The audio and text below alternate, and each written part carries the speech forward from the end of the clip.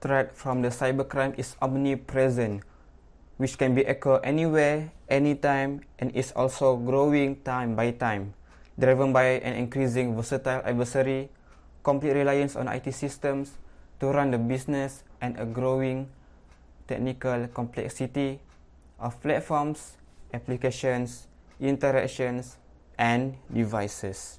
One of the crime grow from this situation is from the cloud computing.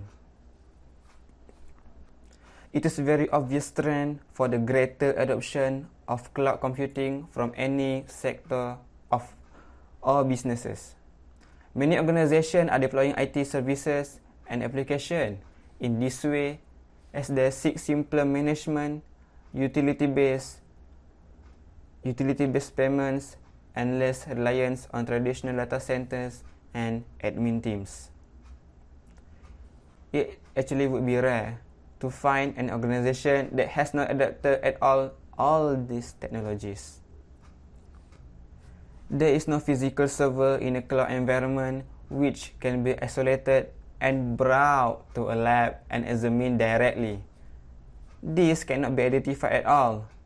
Therefore, it may be tougher to examine an infringement given just the log and the activity data and the current state of the configuration in which both have been modified or compromised by the attacker. Okay, right now I'm giving you this one short explanation on how the cloud attackers commit the cybercrime.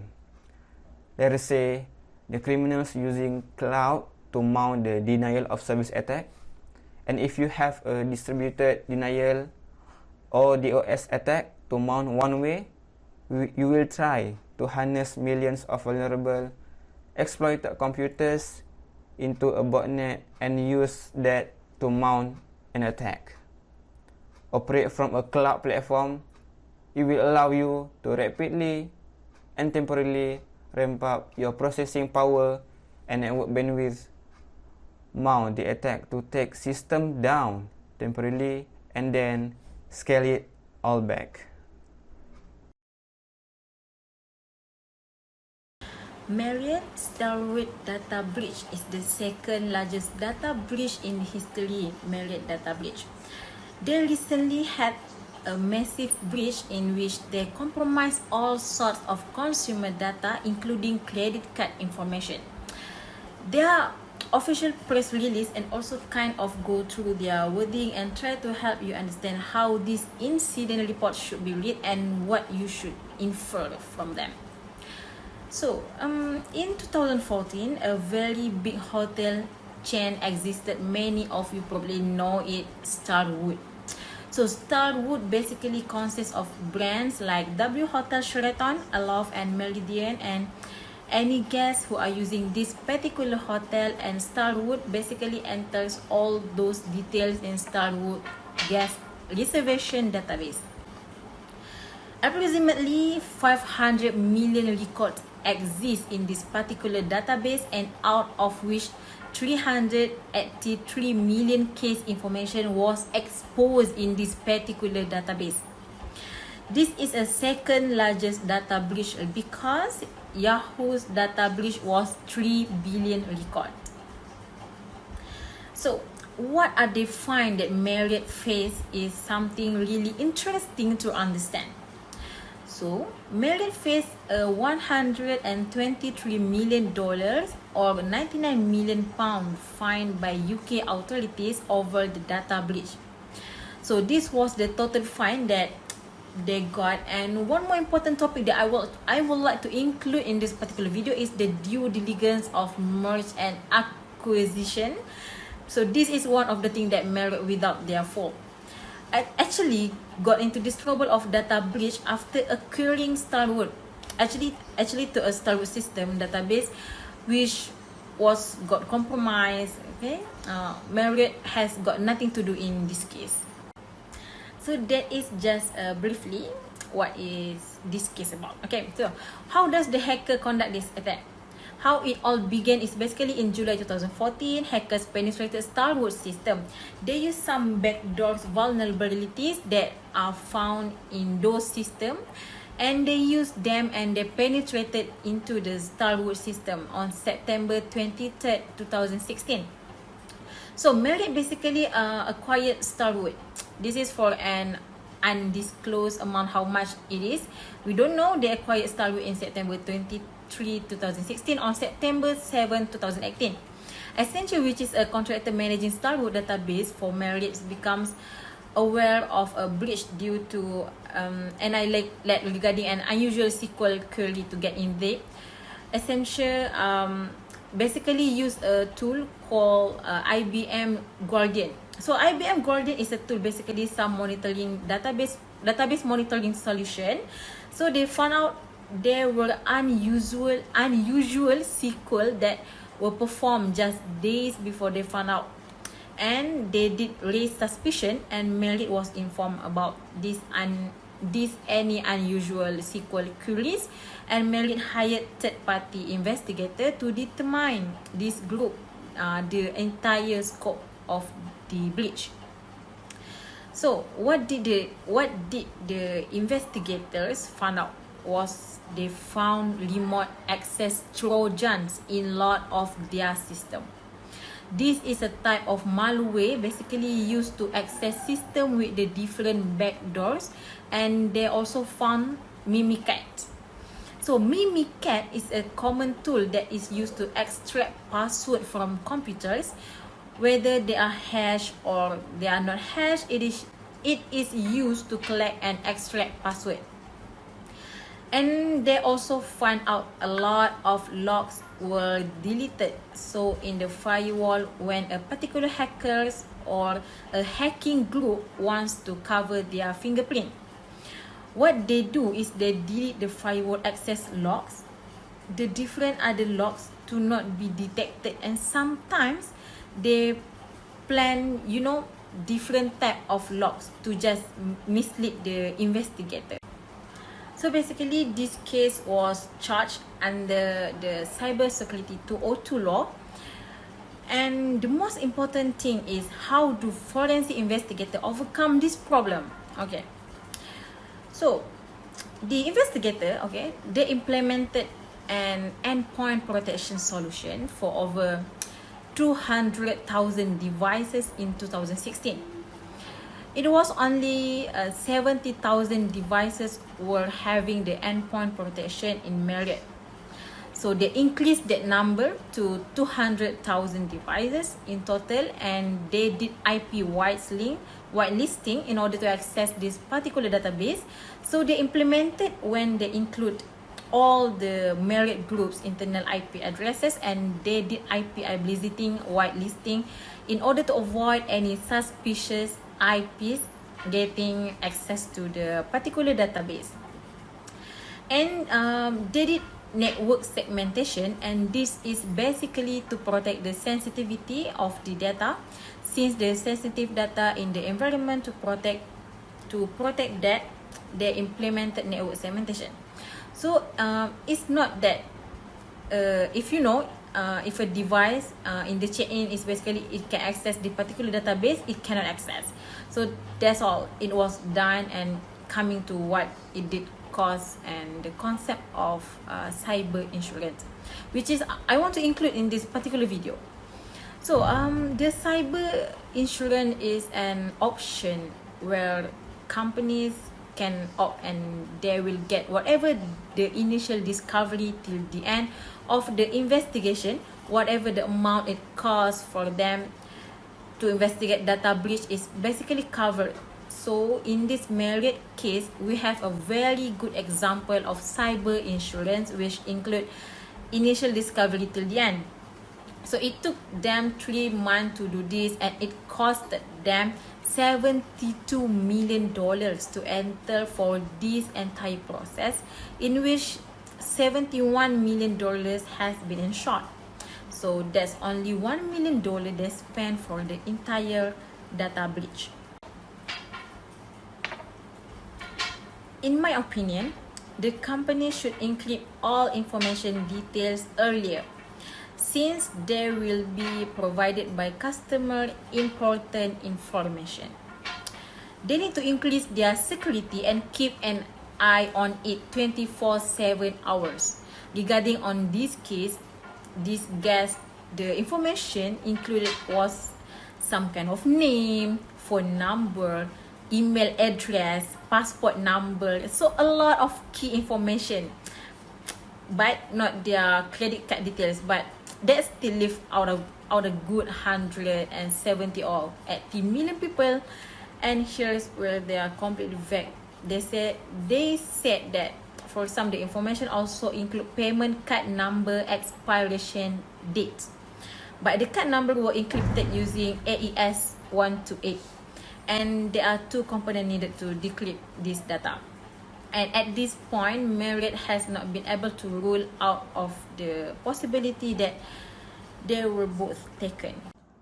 We'll be taking Salesforce's 2007 data breach as a case study we'll be analyzing Salesforce's data breach to identify ways in which we as a forensic investigator can learn from what occurred and can identify ways that we might be able to improve internally and identify appropriate responses to attack that occur in the future. So we'll begin with the overview of the Salesforce. So Salesforce is a customer relationship management software that allows different organizations across the world to manage their contact, account, and times that they have interacted with different employees. So Salesforce is very flexible and it can also be used for contract management. So being able to identify who is contracting with what businesses your organization is doing inside and outside of the country, as well as being able to manipulate it and apply to a variety of different business functions. So the first we heard from Salesforce of the data breach was in November of 2007, when Salesforce acknowledged that the company information for some of their clients had been stolen. So the information was stolen because a Salesforce employee had incorrectly clicked through a phishing email and provided administrative credentials that allow attackers to access company data stored within the Salesforce as servers. So this breach led to thousands of customers having their organization compromised. Here you will see how Salesforce connect to a variety of customer organizations, but the challenge with this breach is that it gets bigger. The net continues to grow as each of these customer organizations had dozens of different accounts, contacts, and information about organizations they do business with, that was then compromised by this attack. Besides, it was the law enforcement that found this breach in the dark web where the data has been sold.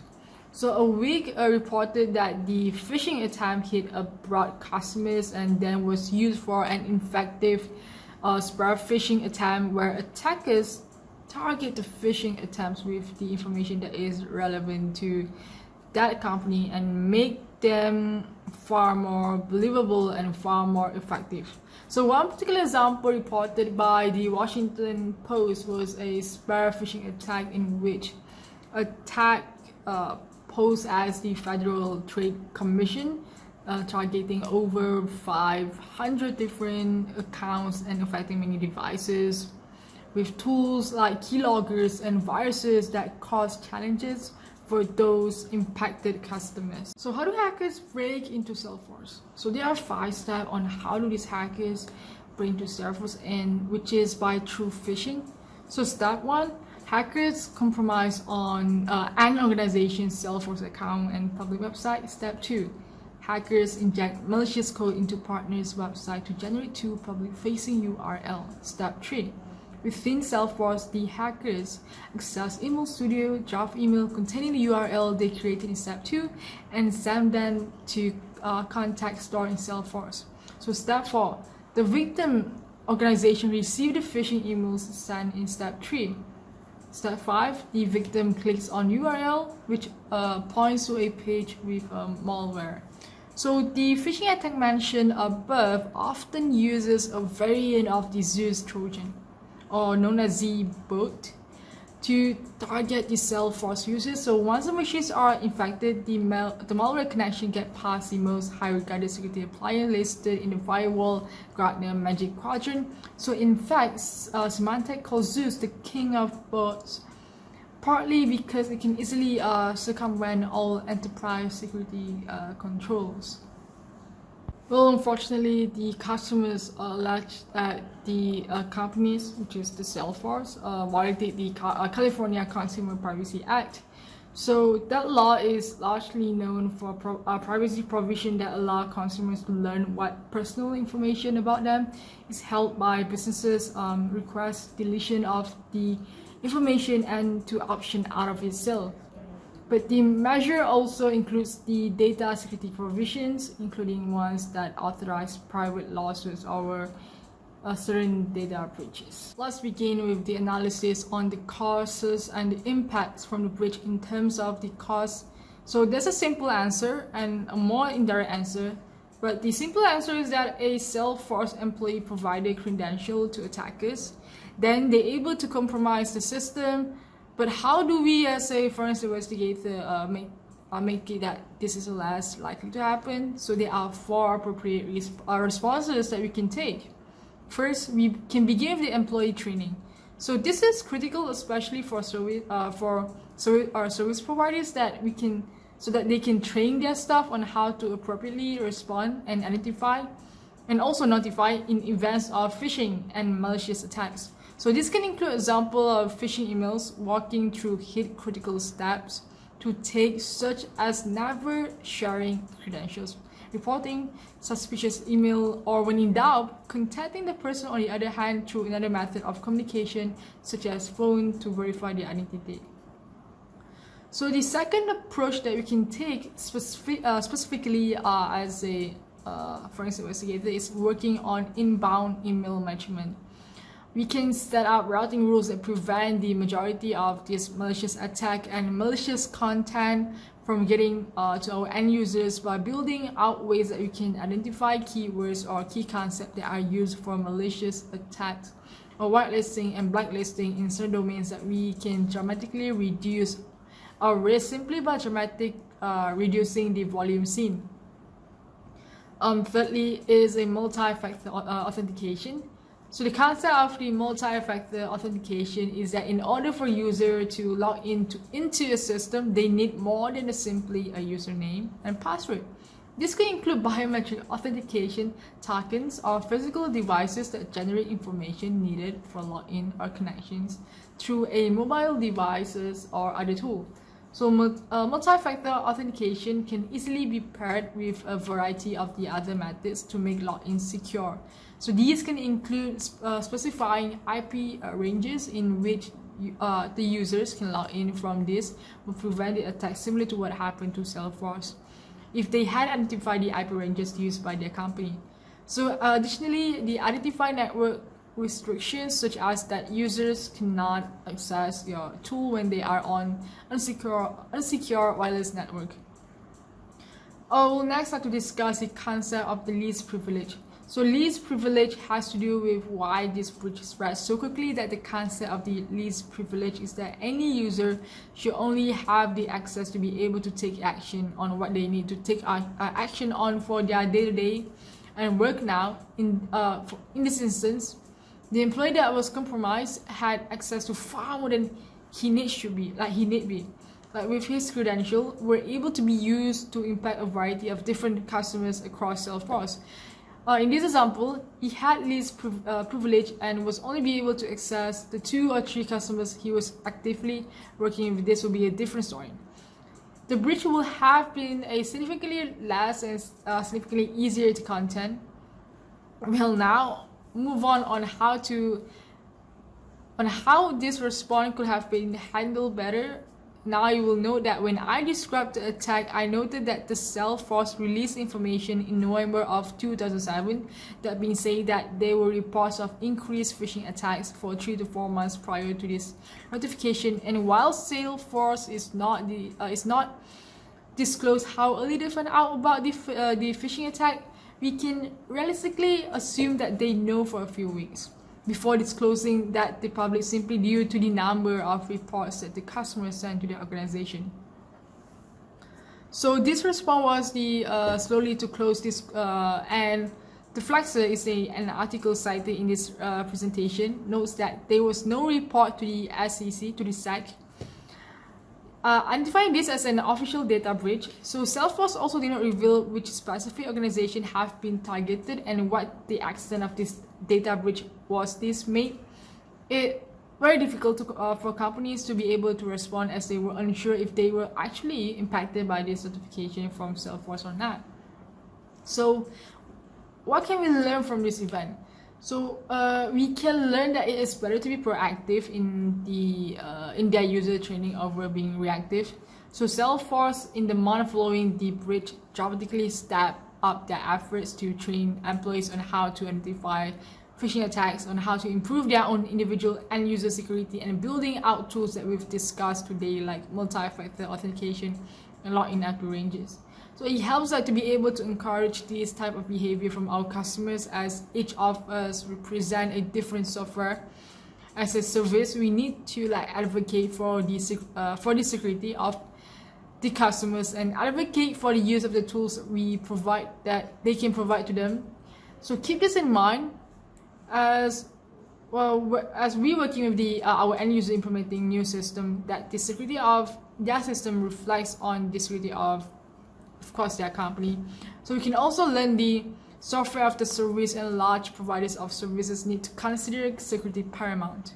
So this needs to be one of the high priorities as we can go into this next decade.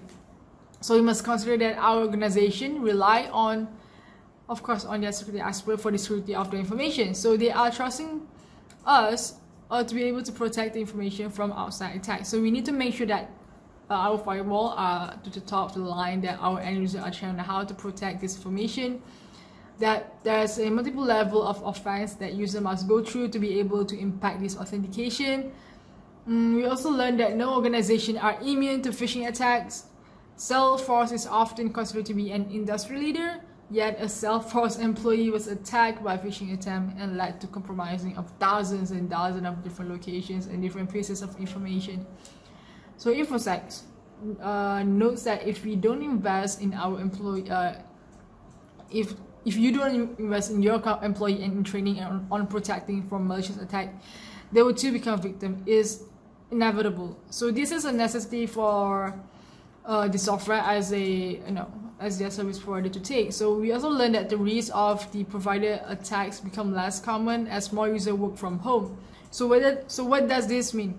Well, Pixel cites that this is because it becomes easier to compromise a home device over attacking, let's say, Salesforce servers. So as we move into the next decade, we need to consider that more and more of our users are going to be working remote from bring your own device policy to the local computers at their library or other public institution, and we also need to build our security approach such that we will not end up allowing those end user devices to be compromised.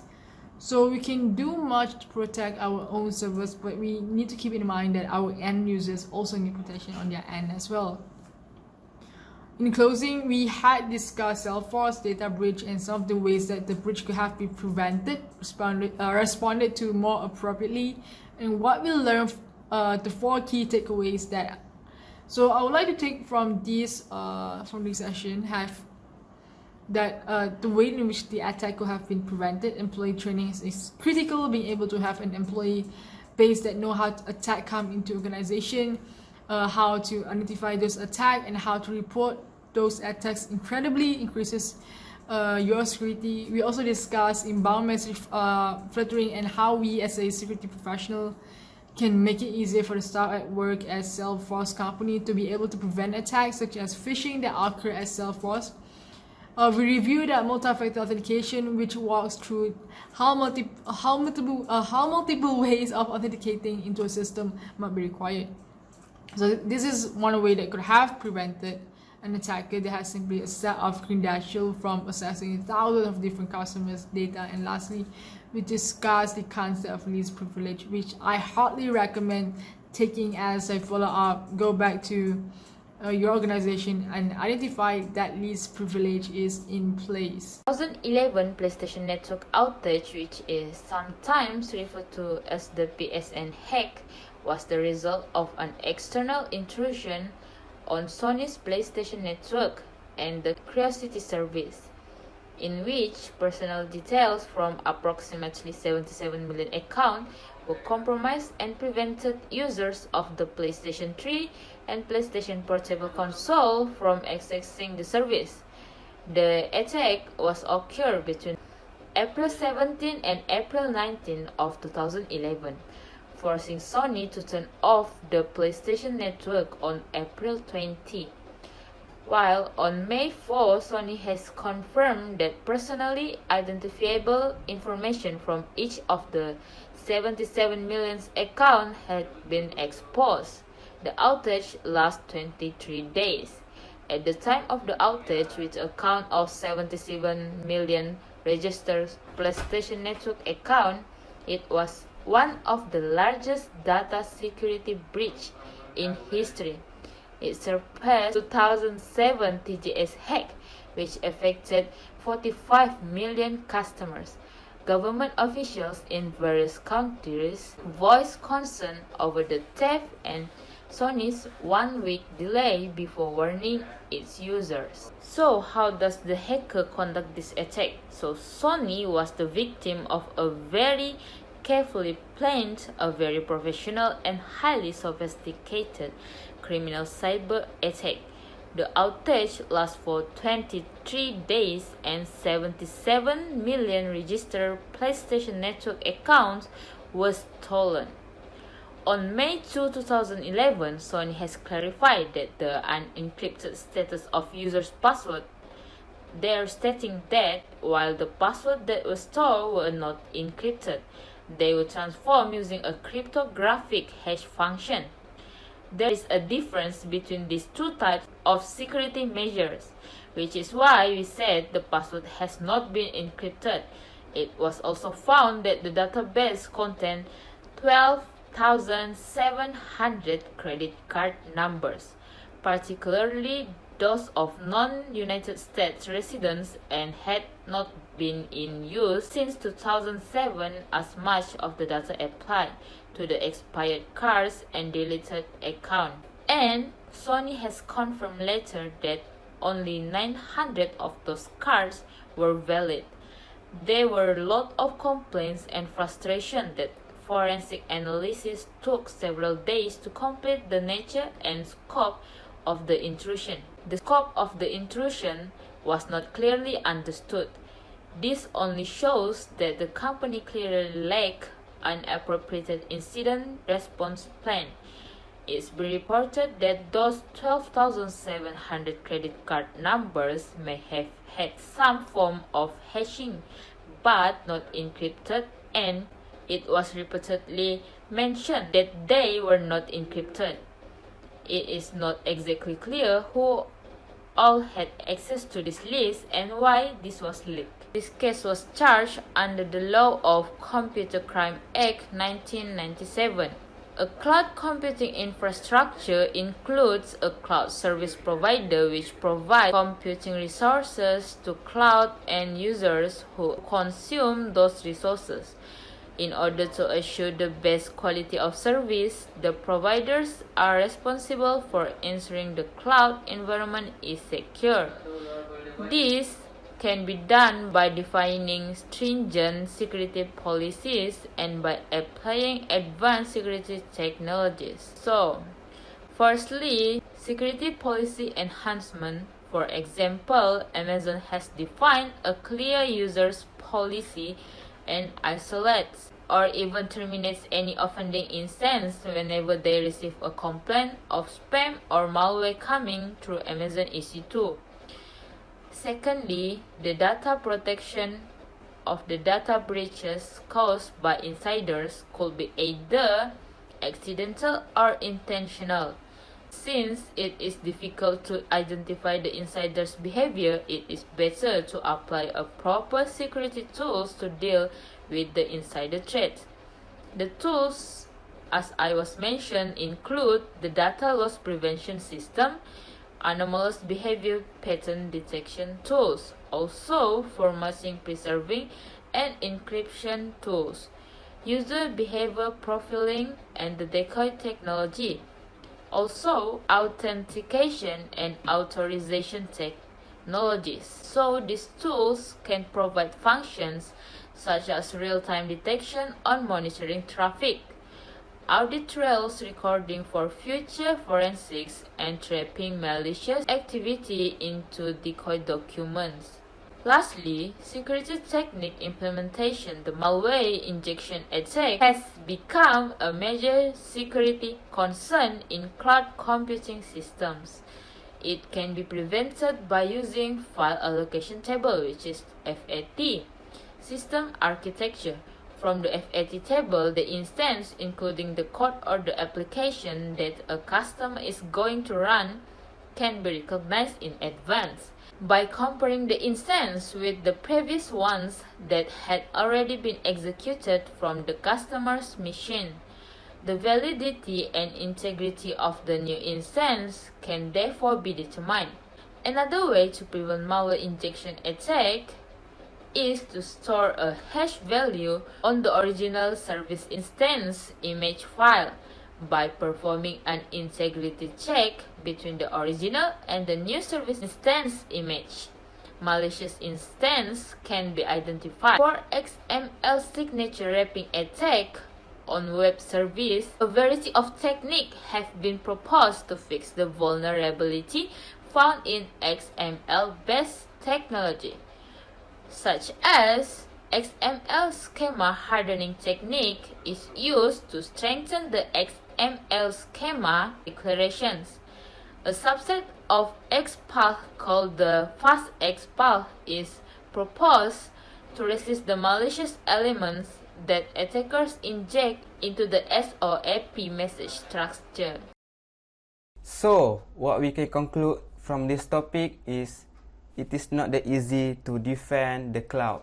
Or more precisely, we can say it as it depends actually to secure and defend from the cloud attack. And actually, monitoring is very important and critical in cloud. Meaning to say this, we need to have visibility and oversight of cloud security, access, data flows, transactions, and user operations. If we cannot see or touch the servers, that mean that we need to know what is going on in terms of usage and potential attacks, because it is the key to ensure and make sure that user access to non-IT provided cloud platform is visible.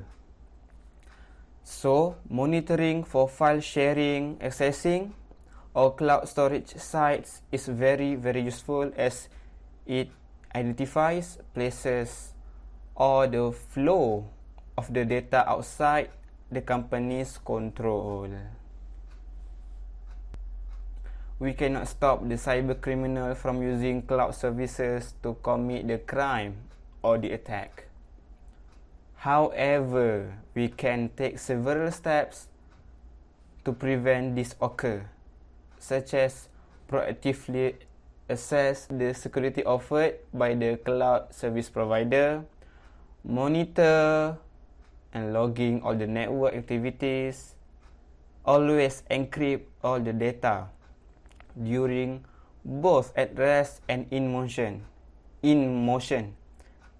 And don't forget to create backups and protect it in a very safe place.